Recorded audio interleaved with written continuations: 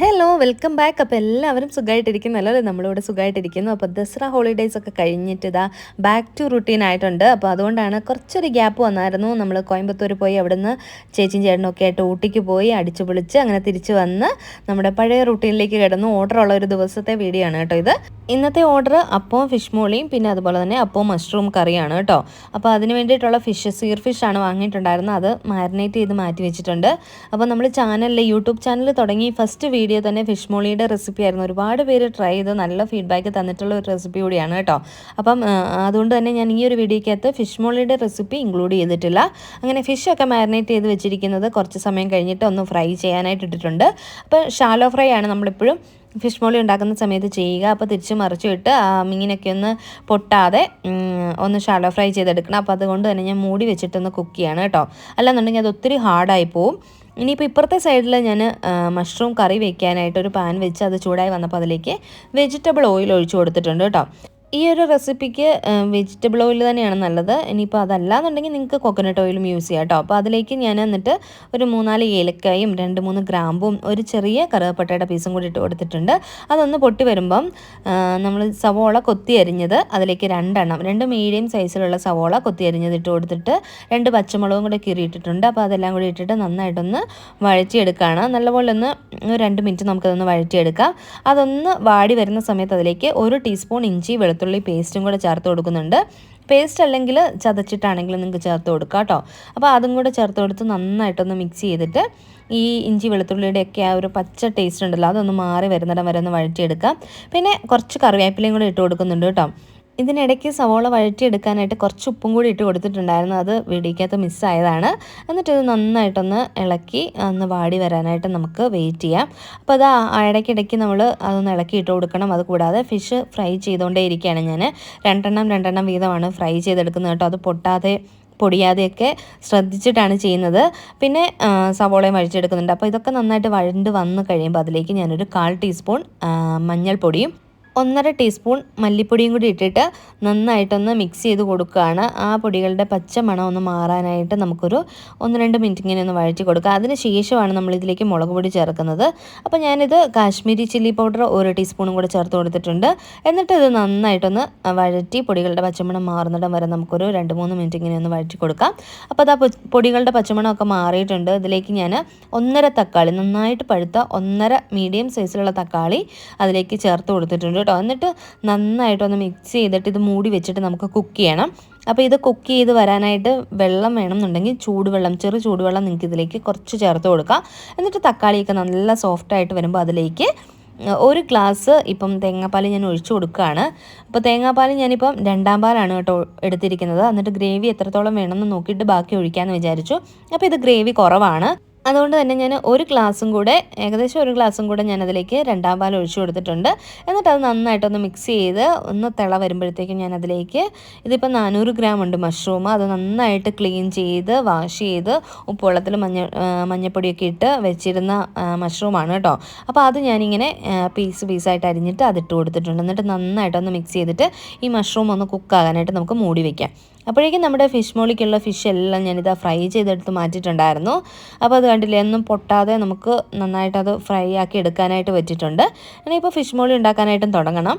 അപ്പോൾ അതിൻ്റെ സൈഡിൽ കൂടെ നമ്മളിതാ മഷ്റൂമൊക്കെ ഒന്ന് കുക്കായി വരുന്നുണ്ട്. ആ ടൈമിൽ ഞാൻ ഇത് നല്ല തിക്നെസ് ആകാനും നല്ല ടേസ്റ്റ് ആകാൻ വേണ്ടിയിട്ടും ഒരു 5-6 കാഷ്യൂനട്ട് നല്ല പേസ്റ്റായിട്ട് അരച്ചിട്ട് അതും കൂടി ഇതിലേക്ക് ആഡ് ചെയ്ത് കൊടുത്തു. അപ്പോഴാണ് നമ്മുടെ ഈ ഒരു മഷ്റൂം കറിയുടെ ടേസ്റ്റേ മാറുന്നത്. നല്ല ടേസ്റ്റായിട്ട് വരും. അപ്പോൾ അതും കൂടെ ചേർത്ത് കൊടുത്തിട്ട് നമുക്കൊന്നുകൂടെ ഒന്ന് മൂടി വെച്ച് വേവിക്കണം. എന്നിട്ട് മഷ്റൂം എല്ലാം നന്നായിട്ട് വെന്ത് കറി നല്ല തിക്നെസ് ആയി കഴിയുമ്പോഴത്തേക്കും അതിലേക്ക് 1-ാം പാൽ ഞാനൊരു 3/4 ഗ്ലാസോളം 1-ാം പാൽ എടുത്തിട്ടുണ്ടായിരുന്നു. അതും കൂടി ഇതിലേക്ക് ചേർത്ത് കൊടുക്കുന്നുണ്ട് കേട്ടോ. എന്നിട്ട് നിങ്ങൾക്ക് വേണമെന്നുണ്ടെങ്കിൽ കുറച്ച് മല്ലിയിലയും കൂടി ഇട്ട് കൊടുക്കാം. ഞാനിപ്പോൾ മല്ലിയിലയൊന്നും ചേർത്തിട്ടില്ല, കറിവേപ്പിലയാണ് ചേർക്കുന്നത്.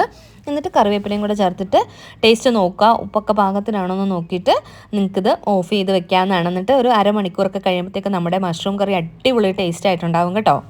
അപ്പോൾ മഷ്റൂം കറി റെഡിയാവുന്ന കൂട്ടത്തിൽ ഫിഷ് മോളിക്കുള്ള ഗ്രേവിയും റെഡിയാക്കിയിട്ടുണ്ടായിരുന്നു. അപ്പോൾ ഫിഷൊക്കെ ഫ്രൈ ചെയ്തതിലേക്ക് ഇട്ട് കൊടുത്ത് തക്കാളിയൊക്കെ വെച്ച് കൊടുത്തിട്ട് നന്നായിട്ടൊന്നതൊന്ന് കുക്ക് ചെയ്തെടുക്കുകയാണ്. അപ്പോൾ ഫിഷ് മോളി റെഡിയായി കഴിഞ്ഞപ്പോൾ ലാസ്റ്റ് അതിലേക്ക് കുറച്ച് കറിവേപ്പിലയും അതുപോലെ വെളിച്ചെണ്ണയൊക്കെ ഒഴിച്ചിട്ട് മൂടി വെച്ചിട്ടുണ്ട്. അങ്ങനെ കുക്കിംഗ് പരിപാടികളെല്ലാം കഴിഞ്ഞതിന് ശേഷം ഞാൻ കുളിക്കാനായിട്ടൊക്കെ പോയി. സന്ധ്യ ആയപ്പോഴത്തേക്കും കുളിക്കാനൊക്കെ പോയി കുളിച്ചിട്ട് വന്നിട്ട് വിളക്ക് കത്തിക്കുകയാണ് കേട്ടോ. അപ്പോൾ പാത്തൂസും എൻ്റെ ഒപ്പം വന്ന് നിൽപ്പുണ്ട്. അപ്പോൾ ഇന്ന് അവധി ദിവസമായിരുന്നു കേട്ടോ വീഡിയോ എടുത്തത്. അപ്പോൾ അതുകൊണ്ടാണ് പാത്തൂനും ദിനുവിനെയൊന്നും കാണിക്കാൻ ഞാൻ രണ്ടുപേരും ഭയങ്കര കളിയും ഒക്കെ ആയിട്ട് അവിടെ ഇരിക്കുകയായിരുന്നു. അപ്പം കുക്ക് ചെയ്യുന്നതിനിടയ്ക്ക് എനിക്ക് അവരുടെ വീഡിയോസൊന്നും എടുക്കാനായിട്ട് പറ്റിയില്ല. അപ്പം വിളക്ക് കത്തിക്കാനായിട്ട് ഇരുന്നപ്പോഴത്തേക്കും പാത്തു സാമ്പ്രാണിയൊക്കെ എടുക്കാനായിട്ട് വന്നായിരുന്നു. അങ്ങനെ വിളക്കൊക്കെ കത്തിച്ച് ഞങ്ങൾ രണ്ടുപേരും പ്രാർത്ഥനയൊക്കെ കഴിഞ്ഞ് കഴിഞ്ഞിട്ട് പിന്നെ പതുക്കെ അപ്പമൊക്കെ ഉണ്ടാക്കാനായിട്ട് തുടങ്ങാമെന്ന് വിചാരിച്ചു. അപ്പോൾ അതിനും നമ്മൾ കൊടുക്കാനുള്ള പാത്രമൊക്കെ ഒന്ന് കഴുകിയതിന് ശേഷം തുടയ്ക്കുകയാണ് കേട്ടോ. അല്ലെങ്കിൽ ഒരു പ്ലാസ്റ്റിക്കിൻ്റെ ഒരു ടേസ്റ്റ് വരാം. അതുകൊണ്ട് തന്നെ നമ്മൾ നന്നായിട്ട് കഴുകി തുടച്ചതിന് ശേഷമാണ് അതിനകത്ത് കറിയൊക്കെ ആക്കി കൊടുക്കാറ്.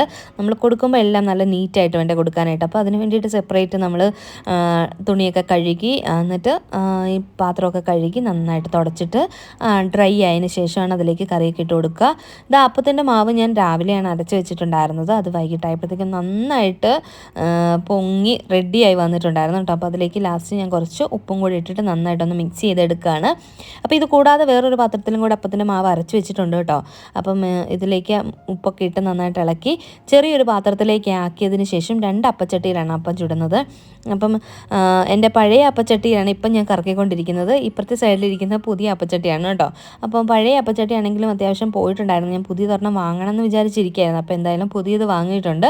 അതിലേക്ക് ഇങ്ങനെ അപ്പത്തിൻ്റെ മാവൊക്കെ ഒഴിച്ചു കൊടുത്ത് നന്നായിട്ടൊന്ന് ചുറ്റിച്ചെടുക്കുകയാണ് കേട്ടോ. നമ്മൾ അപ്പം കടയിലൊക്കെ കിട്ടുന്ന ഈ ഒരു രീതിക്കാണല്ലോ. ഇത് കള്ളപ്പം ഉണ്ടാക്കുകയാണെങ്കിൽ നമ്മൾ ദോശക്കല്ലയിൽ പരത്തിയെടുക്കും. ഇതിപ്പോൾ നമ്മൾ പാലപ്പം രീതിക്കാണ് ഉണ്ടാക്കുന്നത്. അങ്ങനെ അപ്പമൊക്കെ നല്ല റെഡിയായിട്ട് സോഫ്റ്റായിട്ട് നല്ല ടേസ്റ്റായിട്ട് വന്നിട്ടുണ്ടായിരുന്നു. കണ്ടില്ലേ? അപ്പം റെഡിയായി വന്നിട്ടുണ്ട്. അപ്പോൾ ഞാനിതെല്ലാം ചുട്ടിട്ട് ഡൈനിങ് ടേബിളിൽ ഫോയിൽ പേപ്പർ നിരത്തി വെച്ചിട്ടുണ്ട്. അപ്പോൾ അതിലേക്കാണ് കേട്ടോ കൊണ്ടുവന്ന് വെക്കുന്നത്. അപ്പോൾ ഇങ്ങനെ വെക്കുവാണെങ്കിൽ ഇത് ഒട്ടി പോകാതിരിക്കാനും അതുപോലെ ദിനുവിന് പാക്ക് ചെയ്യാനായിട്ട് എടുക്കാനും എളുപ്പമുണ്ട്. അതുകൊണ്ടാണ് ഇങ്ങനെ ചുട്ട് വെക്കുന്നത് കേട്ടോ. അപ്പം എൻ്റെ പണിയും കഴിയും, അതനുസരിച്ച് ദിനു അത് പാക്ക് ചെയ്യുകയും കൂടെ ചെയ്യുവാണെങ്കിൽ പെട്ടെന്ന് പണികൾ തീരുമല്ലോ എന്ന് വിചാരിച്ചു. അപ്പോൾ വാഴയില വാങ്ങിയിട്ടുണ്ടായിരുന്നു. അപ്പോൾ വാഴയിലയുടെ ഓരോ പീസും വെച്ച് കൊടുത്തിട്ട് അതിൻ്റെ മേളിൽ അപ്പം വെച്ചിട്ടാണ് നമ്മൾ പാക്ക് ചെയ്യുന്നത്. അല്ലാന്നുണ്ടെങ്കിൽ അത് എടുക്കുമ്പോഴും ഒട്ടിയിരിക്കുകയല്ലേ. അത് കഴിഞ്ഞ് അപ്പത്തിൻ്റെ ഒപ്പം ഫിഷ് മോളിയും ഓരോരുത്തർ ഓർഡർ തന്നത് നോക്കിയിട്ട് ഫിഷ് മോളിയൊക്കെ ഒന്ന് പാക്ക് ചെയ്തെടുക്കുകയാണ് കേട്ടോ.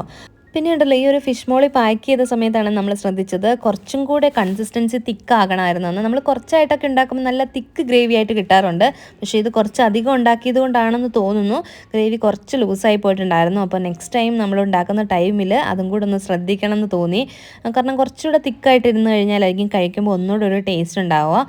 പിന്നെ നമ്മൾ ഗ്രേവി കുറച്ച് നേരത്തെ ഉണ്ടാക്കി വെക്കുവാണെങ്കിലും കുറച്ച് സമയം ഇരുന്ന് കഴിയുമ്പോഴത്തേക്കും നല്ല തിക്ക് ഗ്രേവി ആവും. ഇതിപ്പോൾ ഞാൻ ഉണ്ടാക്കാനും കുറച്ച് ലേറ്റായി പോയിട്ടുണ്ടായിരുന്നു. മീനൊക്കെ ഇതിന് മേടിച്ചുകൊണ്ട് വന്ന് അത് ക്ലീൻ ചെയ്തൊക്കെ ഉണ്ടാക്കി വന്നപ്പോഴത്തേക്കും കുറച്ച് ലേറ്റായി പോയതാണ് കേട്ടോ. അപ്പോൾ പാത്തുവാണെങ്കിൽ അപ്പം ഫിഷ് മോളിയും കണ്ടു കഴിഞ്ഞപ്പോഴത്തേക്കും അത് വേണമെന്ന് പറഞ്ഞിട്ട് അത് മേടിച്ചിട്ടിരുന്ന് കഴിക്കുകയാണ്. അപ്പോൾ സൂപ്പറാണമ്മ ഫിഷ് മോളി, അപ്പം സൂപ്പറാണെന്നൊക്കെ പറഞ്ഞ് അവൾ അതവിടെ ഇരുന്ന് കഴിക്കുന്നുണ്ട്. ആ സമയത്ത് ഞാൻ അപ്പം ചുട്ട് വെക്കുന്നു, ദിനും അത് പാക്ക് ചെയ്തുകൊണ്ടേ ഇരിക്കുന്നു കേട്ടോ. അപ്പം ഓരോന്ന് പാക്ക് ചെയ്യുന്നത് കൊടുക്കുന്നു ഉണ്ട്. അത് ഞാൻ ഷൂട്ട് ചെയ്യാനായിട്ട് വിട്ടുപോയി. ഇതിനും അത് കൊണ്ടുപോകുന്നതൊന്നും ഞാൻ ഷൂട്ട് ചെയ്തിട്ടില്ലായിരുന്നു.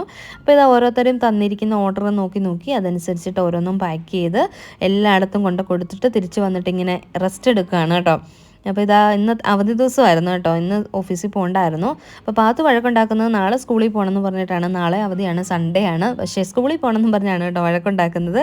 പിന്നെ അത് കഴിഞ്ഞിട്ട് ഞങ്ങളും ഫുഡൊക്കെ കഴിച്ചിട്ട് ബാക്കി ക്ലീനിങ് എല്ലാം ചെയ്തിട്ടുണ്ടായിരുന്നു കേട്ടോ. കിച്ചണും ഹോളും ഒക്കെ ക്ലീൻ ചെയ്തു. എത്രയാണെന്ന് പറഞ്ഞാലും നമ്മൾ അധികം ആയിട്ട് കുക്ക് ചെയ്യുന്ന ടൈമിൽ അവിടെ ഇവിടെയൊക്കെ എന്തെങ്കിലുമൊക്കെ നിരന്ന് കിടന്നിട്ടുണ്ടാവും. അതെല്ലാം ക്ലീൻ ചെയ്ത് വൃത്തിയാക്കിയിട്ടുണ്ട്. അപ്പോൾ അതെല്ലാം കഴിഞ്ഞിട്ട് ഇനിയിപ്പോൾ കിടക്കാനായിട്ട് പോവാണ് കേട്ടോ. രാത്രി 10:30 ആയിട്ടുണ്ട് ടൈം. സാധാരണ നമ്മൾ വീക്കെൻഡിൽ ഒരു സിനിമയൊക്കെ ഇരുന്ന് കാണുന്നതാണ്. ഇന്നിപ്പോൾ എല്ലാവരും ടയേർഡാണ് യാത്രയൊക്കെ കഴിഞ്ഞതിൻ്റെയൊക്കെ. അപ്പോൾ അതുകൊണ്ട് കിടക്കാമെന്ന് വിചാരിച്ചു. അപ്പോൾ ഇത്ര ഉള്ളായിരുന്നു ഇന്നത്തെ വീഡിയോ ഇഷ്ടപ്പെട്ടിട്ടുണ്ടെങ്കിൽ ലൈക്ക് ചെയ്യാനും ഷെയർ ചെയ്യാനും കമൻറ്റ് ചെയ്യാനും സബ്സ്ക്രൈബ് ചെയ്ത് കാണുന്നവർ സബ്സ്ക്രൈബ് ചെയ്ത് സപ്പോർട്ട് ചെയ്യാനും മറക്കരുത്. പുതിയൊരു വീഡിയോയുമായിട്ട് വരുന്നവരേക്ക് എല്ലാവർക്കും നന്ദി, നമസ്കാരം.